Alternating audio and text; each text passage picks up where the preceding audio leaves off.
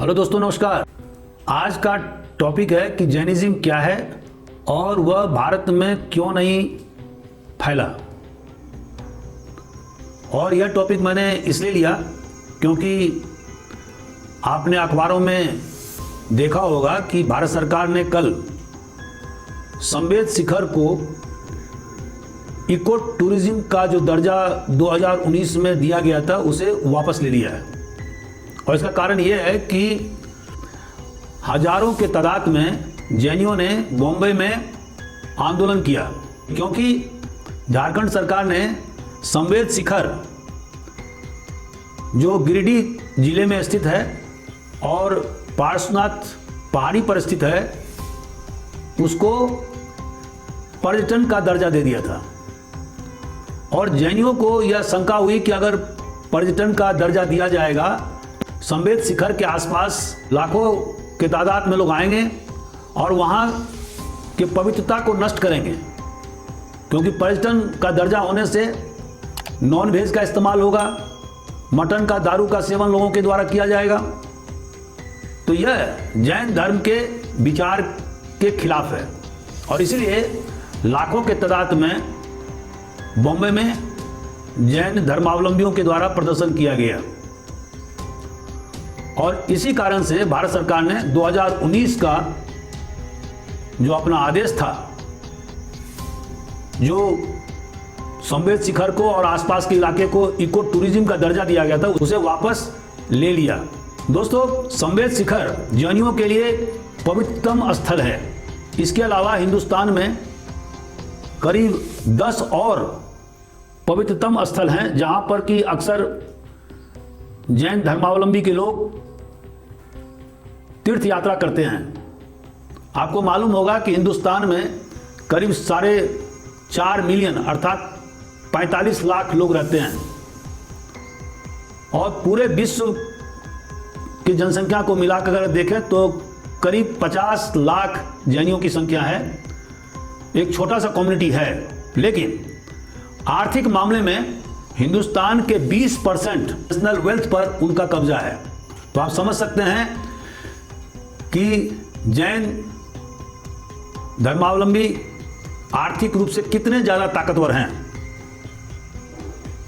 तो इसी को मद्देनजर रखते हुए भारत सरकार ने संवेद शिखर को इको टूरिज्म का दर्जा वापस ले लिया है। दोस्तों, शिखर संवेद जो पार्श्वनाथ पहाड़ी पर स्थित है और झारखंड के गिरिडीह जिला में अवस्थित है।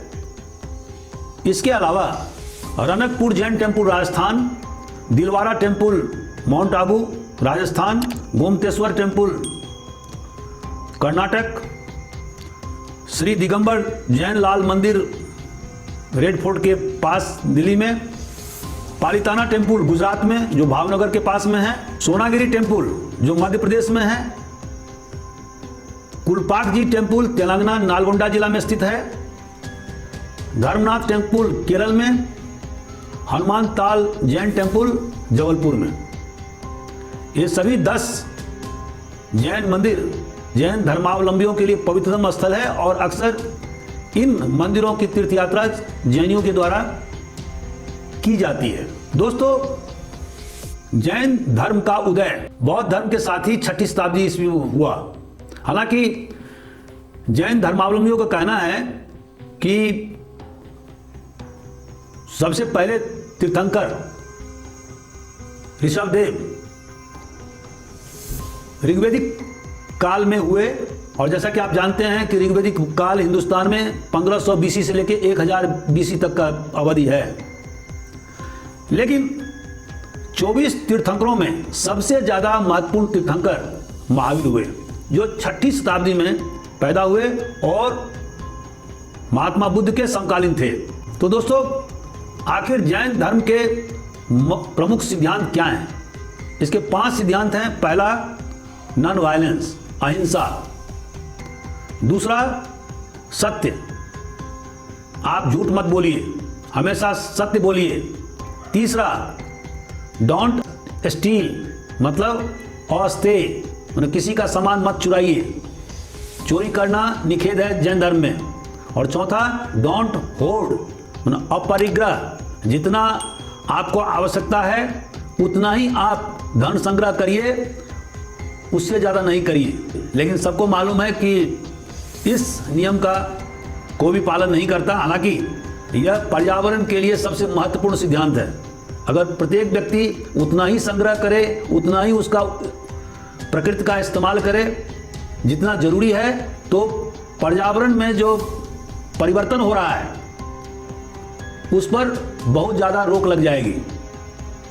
लेकिन ऐसा हो नहीं रहा है। और पांचवा है टू ऑब्जर्व कॉन्टिनेंस, मतलब ब्रह्मचर्य का पालन करना। तो ये 5 मूल सिद्धांत हैं जैन धर्म के। दोस्तों,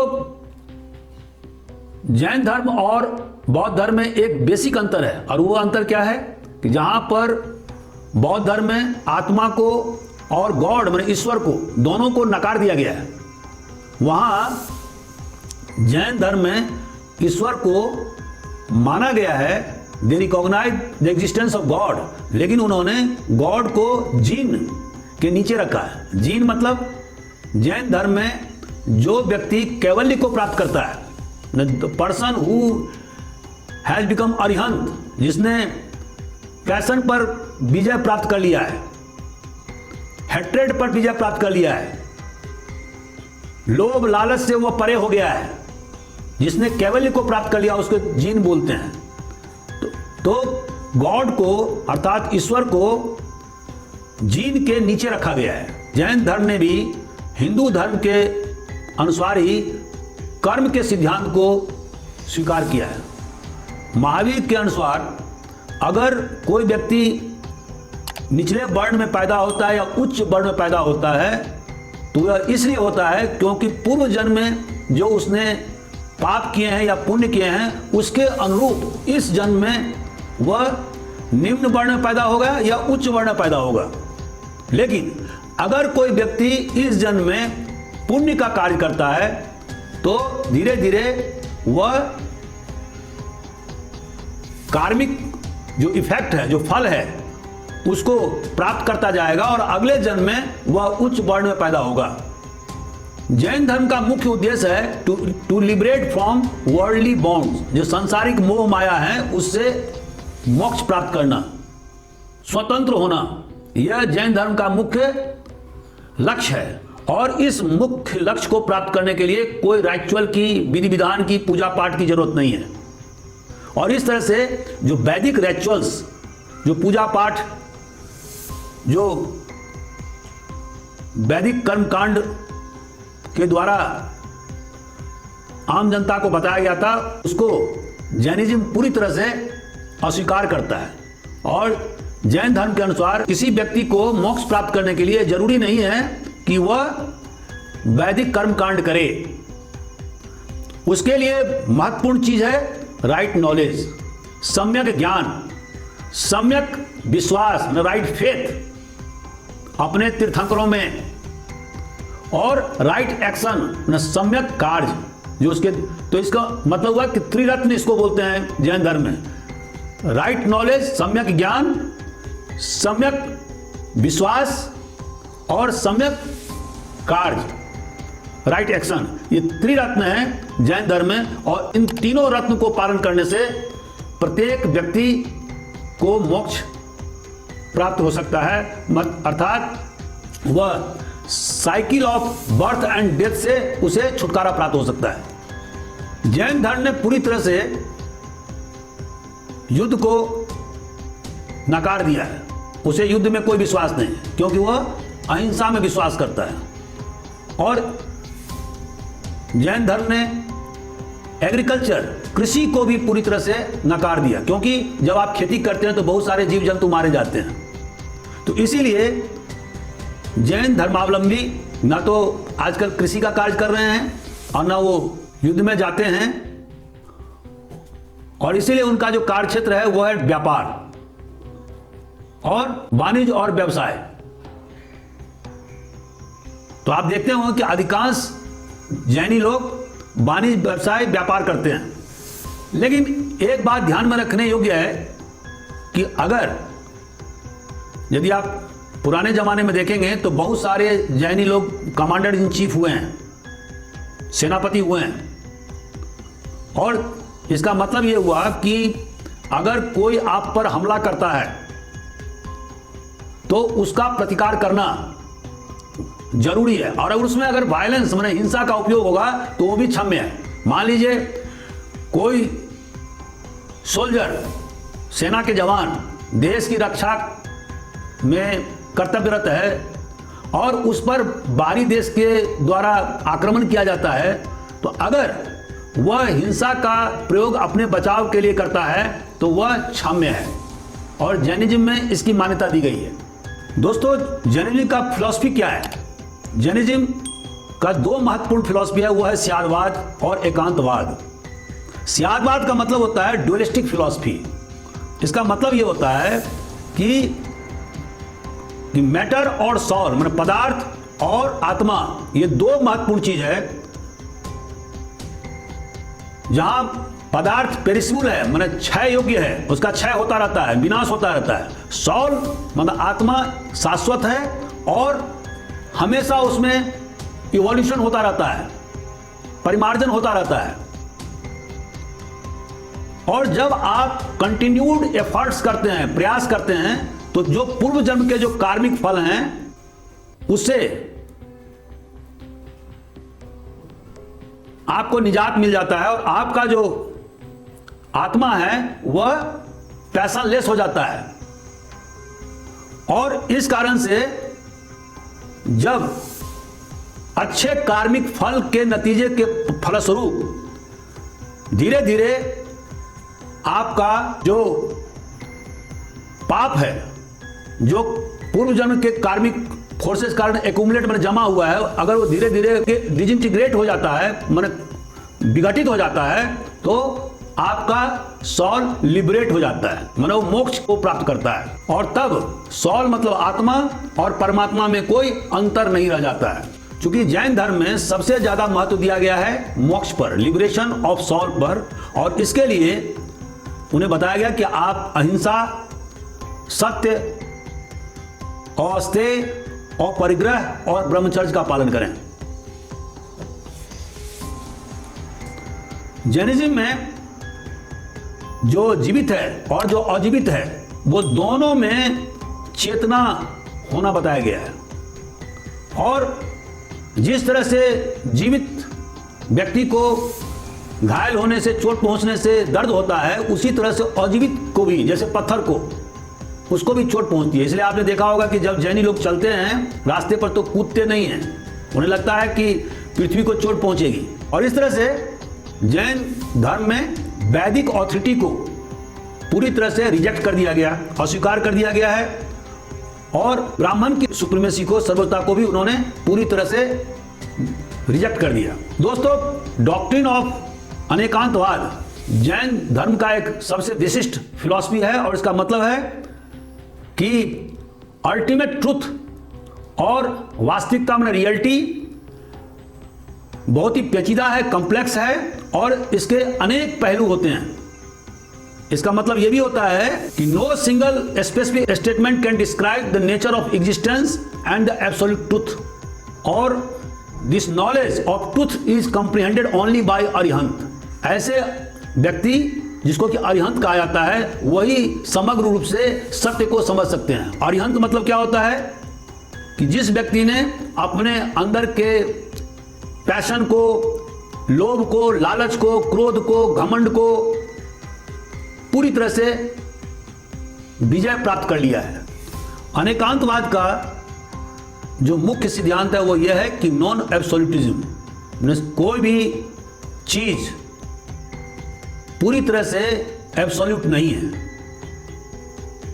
उसमें धार्मिक विभिन्नता है, रिलीजियस प्लूरलिज्म है, और यह थ्योरी हर प्रकार के कट्टरवाद को विरोध करता है। दोस्तों, जैनिज्म में, बुद्धिज्म में और हिंदुइज्म में क्या अंतर है, क्या समानता है? तो जैसा मैंने अभी बताया कि जैनिज्म में भी, बुद्धिज्म में भी और हिंदुइज्म में कर्म की थ्योरी की प्रधानता दी गई है कि अगर आप पिछले जन्म में जो काम करते हैं, पुण्य करते हैं या पाप करते हैं, उसका रिफ्लेक्शन आपको वर्तमान जीवन में होता है, और जब आप इस जन्म में बेहतर कार्य करेंगे तो उसका फल आपको आगे वाले जन्म में मिलेगा। दिस इज कॉल्ड कार्मिक थ्योरी।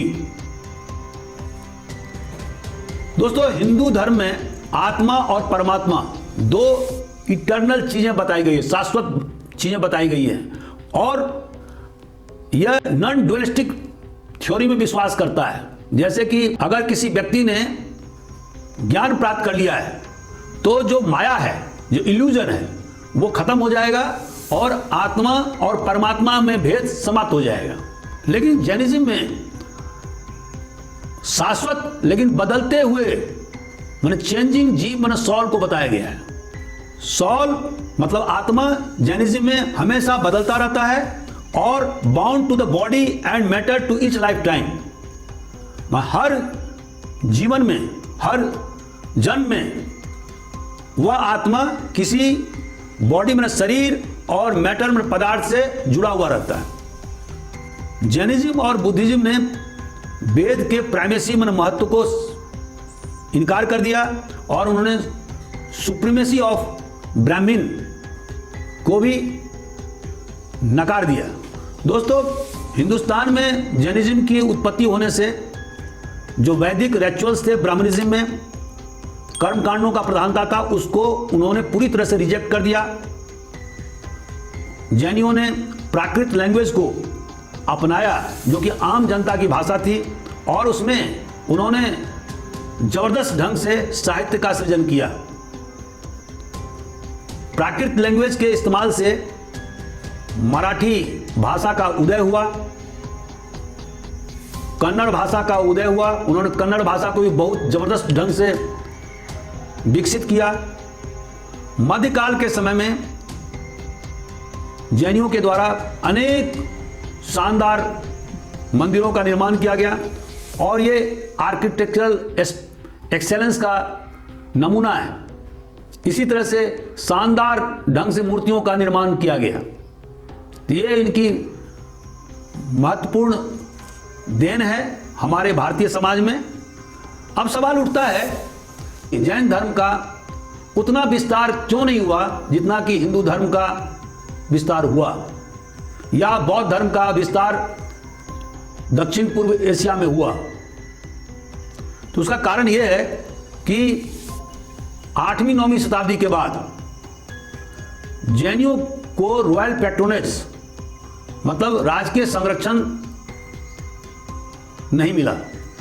जब तक सोलंकियों का गुजरात में शासन था, राजपूताना में राजपूतों का शासन था, तब तक जैन धर्म का काफ़ी विकास राजस्थान में और गुजरात में हुआ। लेकिन जब मुसलमानों का शासन हमारे देश में हो गया और जब उनका शासन राजपूताना और गुजरात तक फैल गया, तो इससे जैन धर्म का जो राजकीय संरक्षण था वो भी खत्म हो गया। उत्तर भारत से अधिकांश जैन धर्मावलंबी भाग करके राजपूताना, गुजरात और दक्षिण भारत के कर्नाटक वगैरह गए थे। लेकिन जब इन इलाकों पर मुसलमानों का कब्जा हो गया तो जैन धर्म भी धीरे धीरे कमजोर पड़ गया। दूसरा कारण है जैन धर्मावलंबियों का मिशनरी जील नहीं होना। दोस्तों, जैसा कि आप जानते हैं कि सम्राट अशोक और बाद में सम्राट कनिष्क के द्वारा जोर शोर से बौद्ध धर्म का प्रचार प्रसार अपने देश में और श्रीलंका में, म्यांमार में, दक्षिण पूर्व एशिया में, सेंट्रल एशिया, मध्य एशिया में, चीन में किया गया था, वैसा प्रचार प्रसार जैनियों के द्वारा नहीं किया गया। तीसरा कारण था सिविरिटी ऑफ जैनिज्म। जैनिज्म में अहिंसा पर बहुत ज्यादा जोर दिया गया। अनेकांतवाद का सिद्धांत, स्यादवाद का सिद्धांत आम जनता के लिए समझना बहुत ही कठिन था और इसके कारण से आम जनता में ज्यादा पॉपुलर नहीं हो पाया। बहुत ज्यादा अहिंसा पर जोर देने के कारण से एग्रीकल्चर कम्युनिटी जैन धर्म अपना नहीं सके। और आप जानते हैं कि हिंदुस्तान कृषकों का देश रहा है और जब कोई धर्मावलंबी खेती किसानी नहीं कर पाएगा, क्योंकि इससे ये खतरा होगा कि जीव जंतु मरेंगे, तो निश्चित रूप से वह धर्म निचले स्तर तक नहीं पहुंच पाएगा। और यह सबसे बड़ा लिमिटेशन था जैन धर्म का। दोस्तों 5वीं शताब्दी में जब बिहार में और उसके आसपास जबरदस्त अकाल पड़ा तो बहुत सारे जैनी भद्रबाहु के नेतृत्व में दक्षिण भारत अर्थात कर्नाटक पहुंच गए। लेकिन बाद में 12 साल के बाद जब वो वापस आए तो उनमें और जो वहाँ के पुराने जैन धर्मावलंबी थे उनमें आपस में मतभिन्नता आई और जिसके कारण से जैन धर्म 2 भागों में बट गया, श्वेतांबर और दिगंबर। और इससे काफ़ी नुकसान हुआ जैन धर्म के प्रचार प्रसार में। एक अन्य जो महत्वपूर्ण कारण था वह था वैष्णव धर्म, शैव धर्म और लिंगायत धर्म का हमारे देश में जोर शोर से आगे बढ़ना। तो जैसा कि आपको मालूम है कि जैन धर्म दक्षिण भारत के तमिलनाडु तक फैला हुआ था, लेकिन जब अलवर संप्रदाय के लोग, नयनार संप्रदाय के लोग दक्षिण भारत में बहुत ज़्यादा सक्रिय हुए, उन्होंने भक्ति आंदोलन चलाया और यह भक्ति आंदोलन उत्तर भारत में भी आया और यहाँ पर भागवत धर्म का जोर शोर से प्रचार प्रसार हुआ।